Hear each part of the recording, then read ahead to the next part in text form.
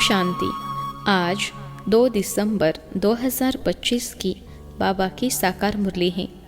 मुरली के महावाक्य हैं, मीठे बच्चे, तुम्हारा वायदा है कि जब आप आएंगे तो हम वारी जाएंगे। अब आप आए हैं तुम्हें वायदा याद दिलाने। प्रश्न है, किस मुख्य विशेषता के कारण पूज्य सिर्फ देवताओं को ही कह सकते हैं?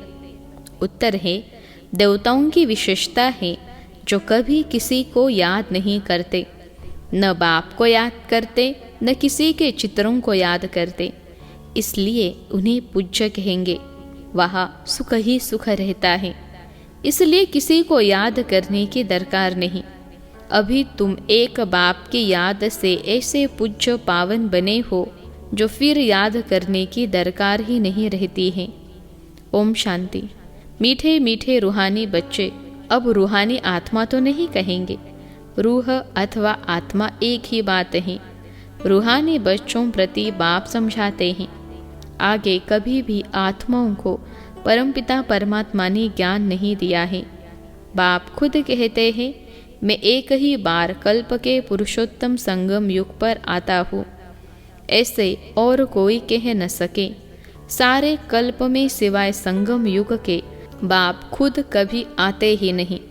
बाप संगम पर ही आते हैं जबकि भक्ति पूरी होती है, और बाप फिर बच्चों को बैठ ज्ञान देते हैं।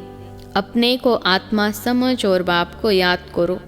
यह कई बच्चों के लिए बहुत मुश्किल लगता है बहुत सहज, परंतु बुद्धि में ठीक रीति बैठता नहीं है, तो घड़ी घड़ी समझाते रहते हैं, समझाते हुए भी नहीं समझते हैं।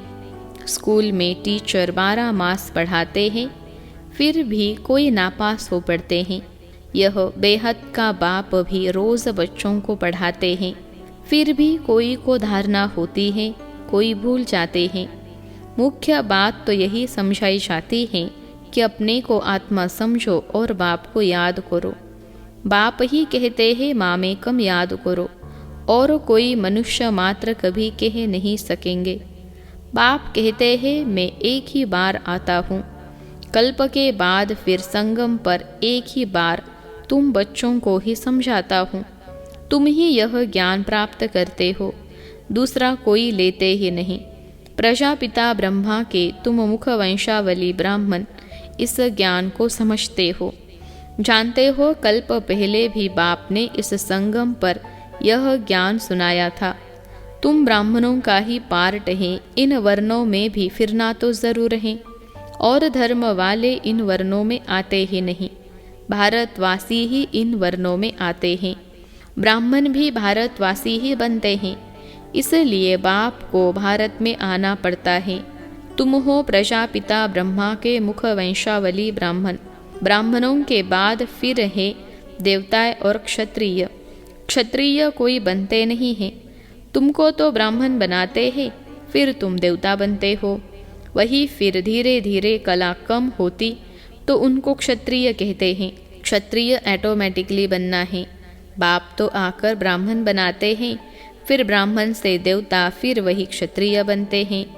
तीनों धर्म एक ही बाप अभिस्थापन करते हैं। ऐसे नहीं कि सतयुग त्रेता में फिर आते हैं। मनुष्य न समझने के कारण कह देते सतयुग त्रेता में भी आते हैं। बाप कहते हैं मैं युगे युगे आता नहीं हूँ, मैं आता ही हूँ एक बार कल्प के संगम पर। तुमको मैं ही ब्राह्मण बनाता हूँ प्रजापिता ब्रह्मा द्वारा। मैं तो परम धाम से आता हूँ। अच्छा, ब्रह्मा कहाँ से आता है? ब्रह्मा तो 84 जन्म लेते हैं, मैं नहीं लेता हूँ। ब्रह्मा सरस्वती जो ही विष्णु के 2 रूप लक्ष्मी नारायण बनते हैं, वही 84 जन्म लेते हैं, फिर उनके बहुत जन्मों के अंत में प्रवेश कर इनको ब्रह्मा बनाता हूँ। इनका नाम ब्रह्मा में रखता हूँ। यह कोई इनका नाम अपना नहीं है। बच्चे का जन्म होता है तो छठी करते हैं, जन्मदिन मनाते हैं। इनकी जन्म पत्री का नाम तो लेखराज था, वह तो छोटेपन का था। अभी नाम बदलता है, जबकि इनमें बाप ने प्रवेश किया है संगम पर। सो भी नाम बदलते तब है जबकि यह वानप्रस्थ अवस्था में है। वह सन्यासी तो घर बार छोड़ चले जाते हैं, तब नाम बदलता है। यह तो घर में ही रहते हैं। इनका नाम ब्रह्मा रखा क्योंकि ब्राह्मण चाहिए ना। तुमको अपना बनाकर पवित्र ब्राह्मण बनाते हैं। पवित्र बनाया जाता है, ऐसे नहीं कि तुम जन्म से ही पवित्र हो। तुमको पवित्र बनने की शिक्षा मिलती है। कैसे पवित्र बने, वह है मुख्य बात। तुम जानते हो कि भक्ति मार्ग में पूज्य एक भी हो नहीं सकता। मनुष्य गुरुओं आदि को माथा टेकते हैं क्योंकि घर बार छोड़ पवित्र बनते हैं। बाकी उनको पूज्य नहीं कहेंगे। पूज्य वह जो किसको भी याद न करे। सन्यासी लोग ब्रह्म तत्व को याद करते हैं ना, प्रार्थना करते हैं। सतयुग में कोई को भी याद नहीं करते। अब बाप कहते हैं तुमको याद करना है एक को, वह तो है भक्ति। तुम्हारी आत्मा भी गुप्त है। आत्मा को यथार्थ रीति कोई जानते नहीं। सतयुग त्रेता में भी शरीरधारी अपने नाम से पाड़ बजाते हैं। नाम बिगर तो पाठधारी हो न सके। कहाँ भी हो शरीर पर नाम जरूर पड़ता है। नाम बिगर पाठ कैसे बजाएंगे। तो बाप ने समझाया है, भक्ति मार्ग में गाते हैं, आप आएंगे तो हम आपको ही अपना बनाएंगे, दूसरा न कोई। हम आपका ही बनेंगे। यह आत्मा कहती है। भक्ति मार्ग में जो भी देहधारी है, जिनके नाम रखे जाते हैं, उनको हम नहीं पूजेंगे। जब आप आएंगे तो आप पर ही कुर्बान जाएंगे। कब आएंगे यह भी नहीं जानते। अनेक देहधारियों की, नामधारियों की पूजा करते रहते हैं। जब आधा कल्प भक्ति पूरी होती है तब बाप आते हैं। कहते हैं तुम जन्म जन्मांतर कहते आए हो, हम तुम्हारे बिगर किसको भी याद नहीं करेंगे, अपनी देह को भी याद नहीं करेंगे। परंतु मुझे जानते ही नहीं हैं तो याद कैसे करेंगे। अब बाप बच्चों को बैठ समझाते हैं, मीठे मीठे बच्चों, अपने को आत्मा समझो और बाप को याद करो। बाप ही पतित पावन है, उनको याद करने से तुम पावन सतो प्रधान बन जाएंगे। सतयुग त्रेता में भक्ति होती नहीं। तुम कोई को भी याद नहीं करते, न बाप को न चित्रों को। वहाँ तो सुख ही सुख रहता है। बाप ने समझाया है, जितना तुम नज़दीक आते जाएंगे कर्मातीत अवस्था होती जाएगी। सतयुग में नई दुनिया, नए मकान में खुशी भी बहुत रहती है। फिर 25% पुराना होता है तो जैसे स्वर्ग ही भूल जाता है। तो बाप कहते हैं तुम गाते थे, आपके ही बनेंगे, आपसे ही सुनेंगे। तो ज़रूर आप परमात्मा को ही कहते हो ना। आत्मा कहती है परमात्मा बाप के लिए। आत्मा सूक्ष्म बिंदी है, उनको देखने के लिए दिव्य दृष्टि चाहिए। आत्मा का ध्यान कर नहीं सकेंगे।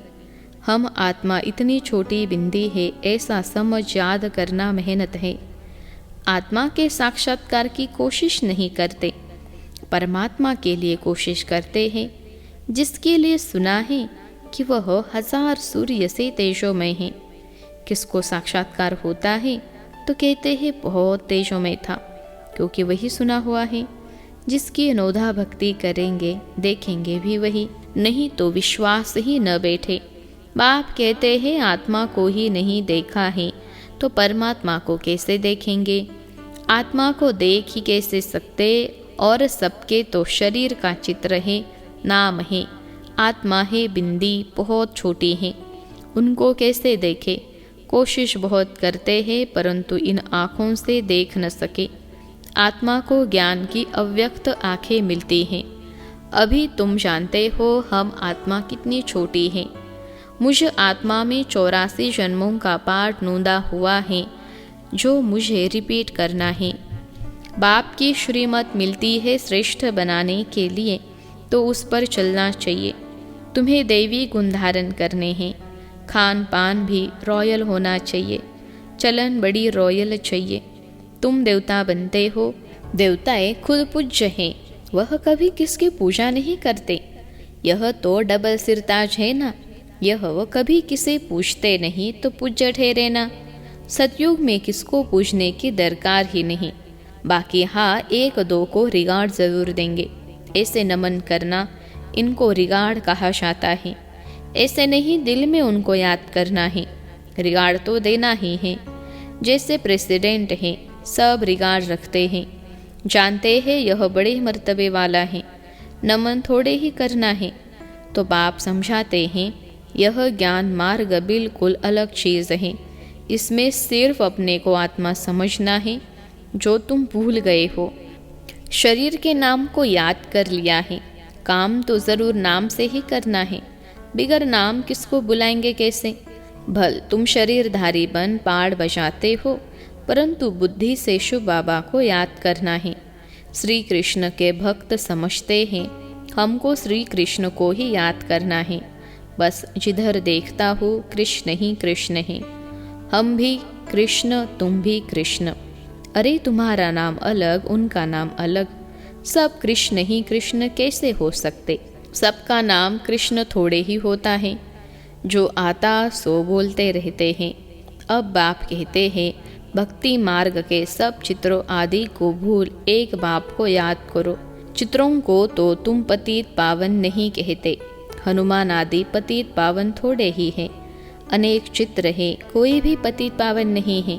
कोई भी देवी आदि जिसको शरीर है उनको पतित पावन नहीं कहेंगे। 6-8 भुजाओं वाली देवियाँ आदि बनाते हैं सब अपनी बुद्धि से। यह है कौन, वह तो जानते नहीं। वह पतित पावन बाप की औलाद मददगार है, यह किसको भी पता नहीं है। तुम्हारा रूप तो यह साधारण ही है, यह शरीर तो विनाश हो जाएंगे। ऐसे नहीं कि तुम्हारे चित्र आदि रहेंगे, यह सब खत्म हो जाएंगे।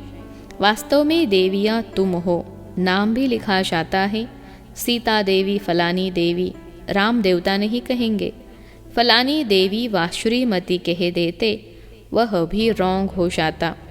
अब पावन बनने के लिए पुरुषार्थ करना है। तुम कहते भी हो पतित से पावन बनाओ, ऐसे नहीं कहते कि लक्ष्मी नारायण बनाओ। पतित से पावन भी बाप बनाते हैं, नर से नारायण भी वह बनाते हैं।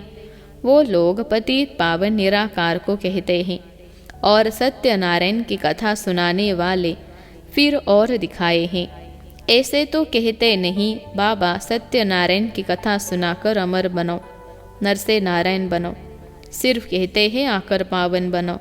बाप ही सत्यनारायण की कथा सुनाकर पावन बनाते हैं। तुम फिर औरों को सत्य कथा सुनाते हो, और कोई जान न सके, तुम ही जानते हो। बल तुम्हारे घर में मित्र संबंधी भाई आदि है, परंतु वह भी नहीं समझते। अच्छा, मीठे मीठे सिखलते बच्चों प्रति माता पिता बाप दादा का याद प्यार और गुड मॉर्निंग। रूहानी बाप की रूहानी बच्चों को नमस्ते। हम रूहानी बच्चों की सिखलते रूहानी माता पिता बाप दादा को याद प्यार, गुड मॉर्निंग और नमस्ते धारणा के लिए मुख्य सार। पहली पॉइंट है स्वयं को श्रेष्ठ बनाने के लिए बाप की जो श्रीमत मिलती है उस पर चलना है। दैवी गुण धारण करने हैं, खान पान चलन सब रॉयल रखना है। दूसरी पॉइंट है 1-2 को याद नहीं करना है, लेकिन रिगार्ड ज़रूर देना है। पावन बनने का पुरुषार्थ करना और कराना है। आज का वरदान है नीरस वातावरण में खुशी की झलक का अनुभव कराने वाले एवर हैप्पी भव। नीरस वातावरण में खुशी की झलक का अनुभव कराने वाले एवर हैप्पी भव। विश्लेषण है एवर हैप्पी अर्थात सदा खुश रहने का वरदान जिन बच्चों को प्राप्त है वह दुख की लहर उत्पन्न करने वाले वातावरण में, नीरस वातावरण में, अप्राप्ति का अनुभव कराने वाले वातावरण में सदा खुश रहेंगे और अपनी खुशी की झलक से दुख और उदासी के वातावरण को ऐसे परिवर्तन करेंगे जैसे सूर्य अंधकार को परिवर्तन कर देता है। अंधकार के बीच रोशनी करना, अशांति के अंदर शांति लाना, नीरस वातावरण में खुशी की झलक लाना, इसको कहा जाता है एवर हैप्पी। वर्तमान समय इसी सेवा की आवश्यकता है। आज का स्लोगन है अशरीरी वह है जिसे शरीर की कोई भी आकर्षण अपनी तरफ आकर्षित न करे। अशरीरी वह है जिसे शरीर की कोई भी आकर्षण अपनी तरफ आकर्षित न करे। अव्यक्त इशारे। अब संपन्न व कर्मातीत बनने की धून लगाओ। कर्मातीत का अर्थ यह नहीं है कि कर्म से अतीत हो जाओ, कर्म से न्यारे नहीं, कर्म के बंधन में फंसने से न्यारे, इसको कहते हैं कर्मातीत। कर्म योग की स्थिति कर्मातीत स्थिति का अनुभव कराती है। यह कर्म योगी स्थिति अति प्यारी और न्यारी स्थिति है। इससे कोई कितना भी बड़ा कार्य मेहनत का हो, लेकिन ऐसे लगेगा जैसे काम नहीं कर रहे हैं, लेकिन खेल कर रहे हैं। अच्छा, ओम शांति।